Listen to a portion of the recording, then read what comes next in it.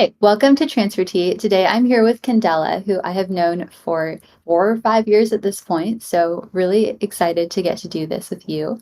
Do you want to go ahead and introduce yourself? Sure, thanks. Hi, everyone. My name is Candela. I am a graduate of the College of San Mateo, and I'm currently in my final year at UC Davis. I'm a psychology and English major. I'm in a bunch of different clubs. There are things that I have done and that we will get to, and I enjoy talking to friends. So I'm happy to be here. Awesome. Yeah, I'm glad it's kind of feeling like more of a catch up than an episode, which is usually the best kind. So, we're just going to really start at the beginning and we'll touch on like what has led you to Davis and what you want to do from there. But what made you choose community college or how did you end up there? It was really in my junior year of high school when the rest of my friends were applying to colleges and figuring out what they wanted to do, and I truly had no idea. I felt like I hadn't given a proper exploration of the subjects that my friends were picking or that were available to me, and I was very fearful of making the wrong decision, like going to a college that ended up being incorrect for me or picking a major that was inevitably going to be wrong,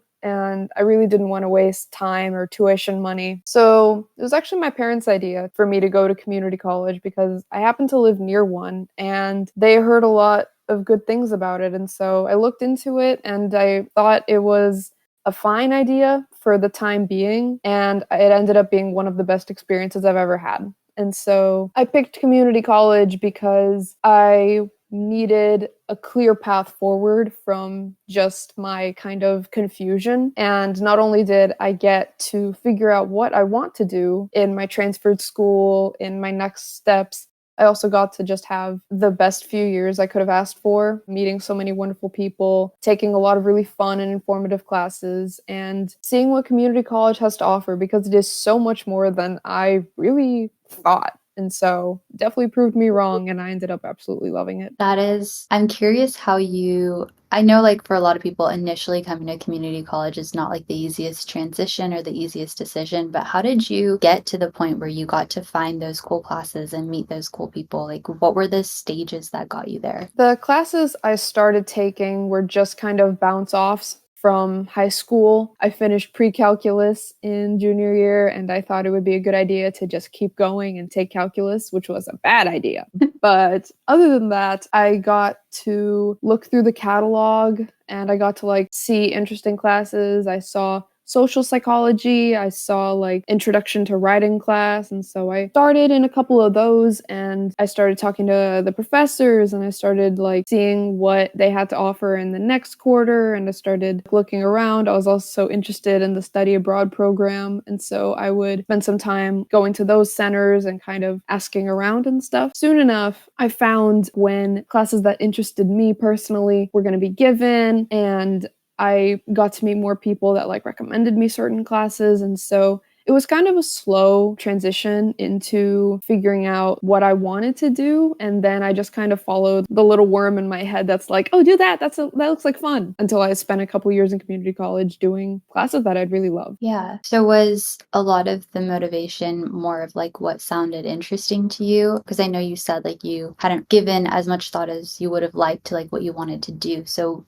like did you go into CC knowing like okay, psychology for instance was going to be one of your majors or was that part of that journey of discovery, I guess? That was definitely part of the journey. For me, I kind of knew that I wanted to do something with English. I've always been a writer and I've always known that I wanted to do that. But in community college, I looked a bit more into the industry and I started following authors on like Twitter and I started reaching out to authors and like learning more about the industry and what they do. And I found that most authors have a day job because writing does not pay, which is very, very sad. But so they kind of helped me make peace with the idea that I don't also have to settle for just doing one thing. Yeah. And so I kind of started looking around and thinking, okay, well, I can be a writer. I always will be. What else can I do? Mhm. And so I saw psychology and I started thinking to myself, well, I've always been interested in how people think. I've always been interested in like the motivation behind people and what drives them forward and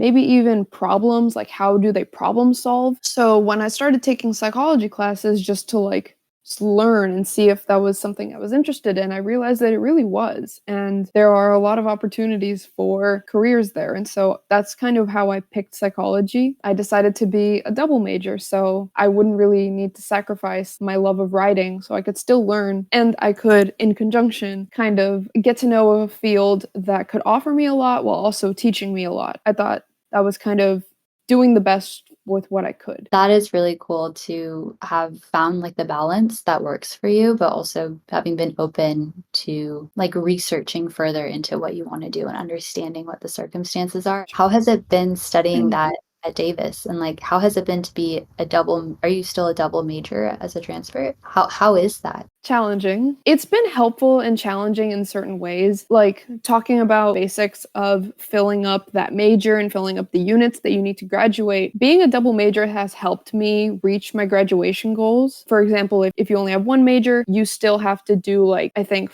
40 units of other classes. I think that number might be a little too high, but you need to fill in your schedule with classes outside of your major to prove that you have like had a good education. Some people do a minor for this reason, but being a double major means that I have been able to like fulfill that. And it's actually kind of a problem because I'm at risk of going over the maximum amount of units. Other than that, I've gotten to really look into the schedule and give me the opportunity to really focus on the courses that I need and both want to do. So it's really forced me to like have a focus on like what are the fun classes that I also really need. And as for how has it been in Davis, it's definitely been a lot more challenging because there are opportunities that I'm now taking advantage of that I didn't in community college. I remember you were in the honors program and you got to do a really cool project that really impressed me. I was only in the honors program for like, I think half a semester because I was very stressed out and I dropped it. And so I decided that I wouldn't do an honors project. And I also didn't participate in research programs. I didn't really do anything related to psychology because I was just focused on the classes and researching universities and where to go to. So I didn't do either of those. I just stuck to the classes. And now here at Davis, I have really pushed myself into getting more on my resume, getting more into like experience. So I have been an undergraduate research assistant for a psychology lab for the last year. I was in the Getty lab and we were doing experiments with toddlers to test their like short-term memory. It was really interesting. I did that for a year, and this fall I am going to be starting at a new lab so I can continue to get more experience and learn more about this new laboratory that's actually working with stress. And so now I kind of get to put what I've learned into practice. And for English, I am in the honors program this time. I applied and I actually got in. And so I'm currently working on a thesis with actually the head of the program. So this is now really my chance to kind of show everything that I've been able to learn both in community college and Davis and really make it clear, make it tangible on the page, because that's really what writing is. Make something that I'm really proud of and that I can have when I go into the workforce, and also have experience on my resume that I have implemented what I've been learning for the last several years. And so being at community college, I've felt, at least for me, is more about learning like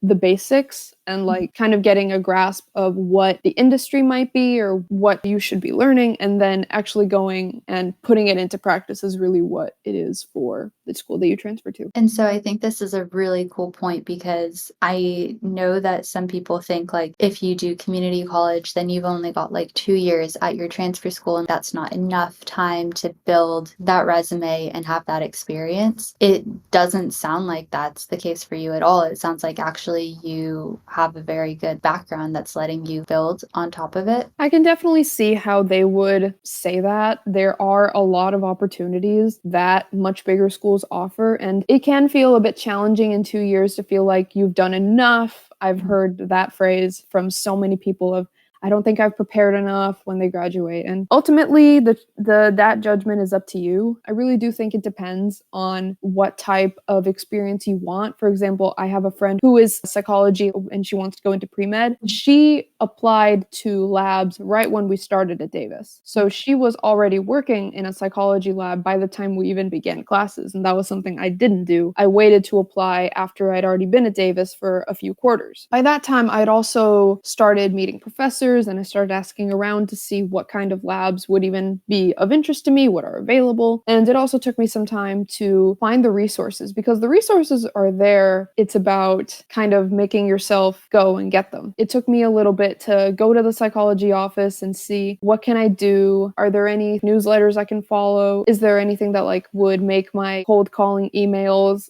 stand out in a way, something like that. And so the resources are definitely there, and 2 years can feel a bit cramped, but as long as you start working at least a little bit early in your academic career, I don't see why you can't start building some experience and find something you really like. Yeah, I agree. I think it very much depends on the type of jobs you're looking for, but there's like a misconception that you need tons and tons and tons of experience, whereas like you finding something that actually is meaningful to you and like related perhaps to what you want to do. I mean, there's only so much space on your resume anyways. I know you talked a little bit about like tag prior, like preparing for this. So do you want to talk maybe about the transfer process? I know that you also mentioned it took time to like research what schools you even wanted to go to. So anything you want to talk about in regards to the actual like transfer process and maybe what led you to Davis? You mentioned tag, and I'm more than certain you've talked about it before. It's definitely one of the best parts of community college. And for me, I definitely had a bit of an issue with seeing, like, I took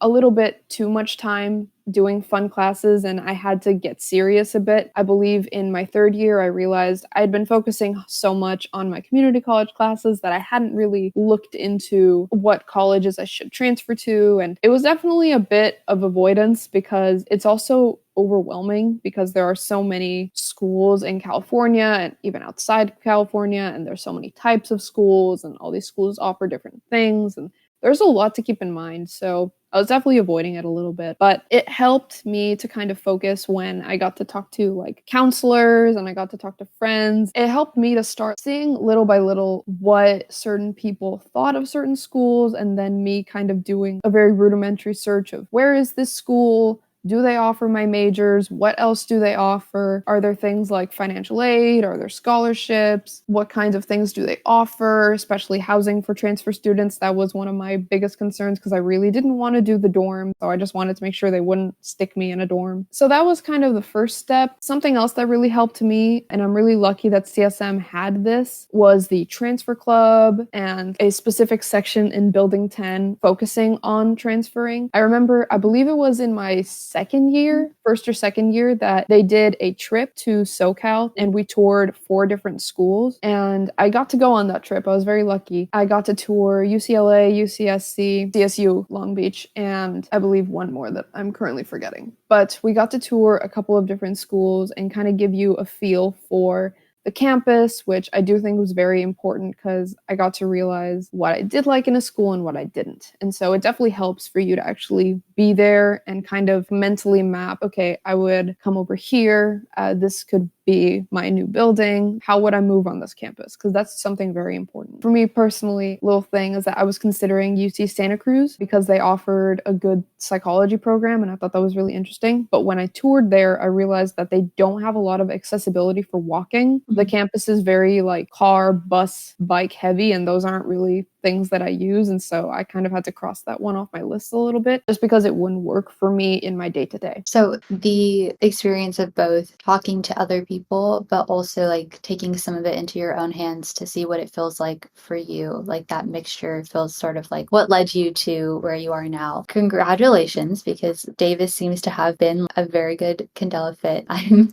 curious, how has it been for you and what kind of students do you think it would be a good fit for? I have really enjoyed my time at Davis, and it's definitely a lot bigger than CSM, and so it was a bit challenging for me to kind of find where I'm supposed to fit in and kind of get used to living outside of my house, living with a new roommate. That was all a bit of a challenge, but I was really lucky that I kind of did what I did back in community college of joining clubs, and I joined an honor society. to like meet more people. And I would definitely say some of my best experiences have been with the people I've met in social clubs and around my classes even. I've been able to meet some wonderful people. I've noticed that this school is really good for people that really are focused and want to propel themselves, because we're kind of in the middle of nowhere. Davis is a very small town. There isn't a lot of space for non-school endeavors, which isn't necessarily a bad thing,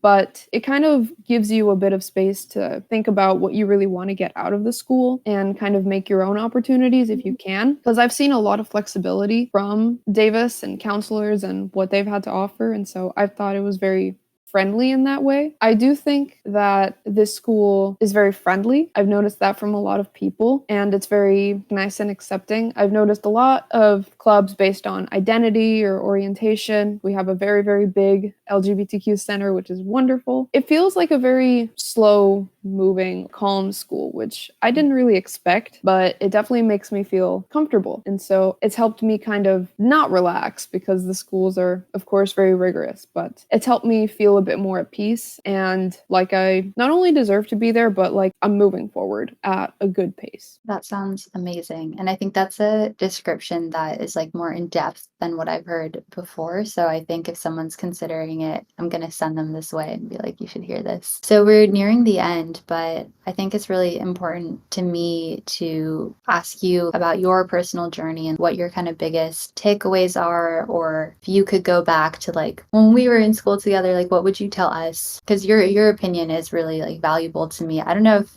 anyone knows, but like you were the only person that I let look at my Stanford essays. So literally, like I so appreciated you doing that. And so I'm just curious to know, like, what is your advice now, a few years later?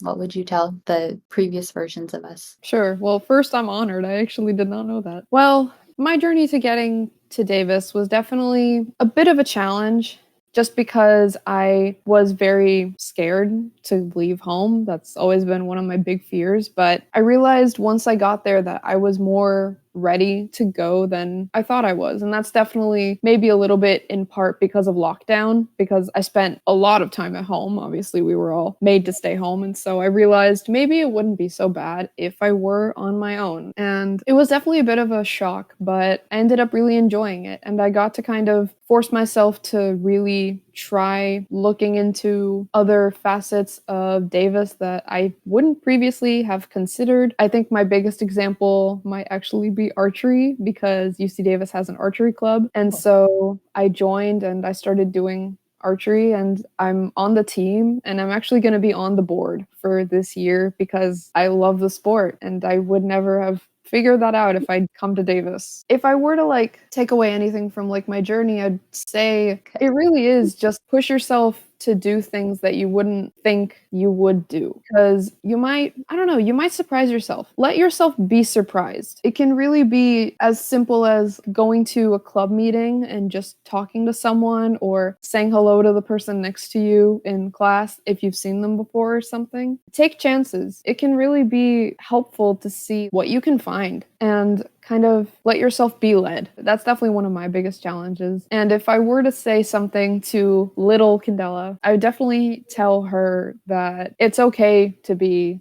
scared, to be uncomfortable, to be a little bit out of your depth. There are things that you can apply to, and it's okay if you aren't perfect for them. Just show that you're interested. Be enthusiastic. Be curious. It won't lead you wrong. Definitely one thing that I still struggle with, but I have to keep going. We all still struggle with some of the biggest learnings that we have experienced, I feel like. But that is amazing. Well, thank you for taking the time through the technical difficulties and everything to share your story with us. And it is just so cool. I'm so excited to read your books one day. Thank you all for listening, and we'll see you in the next episode.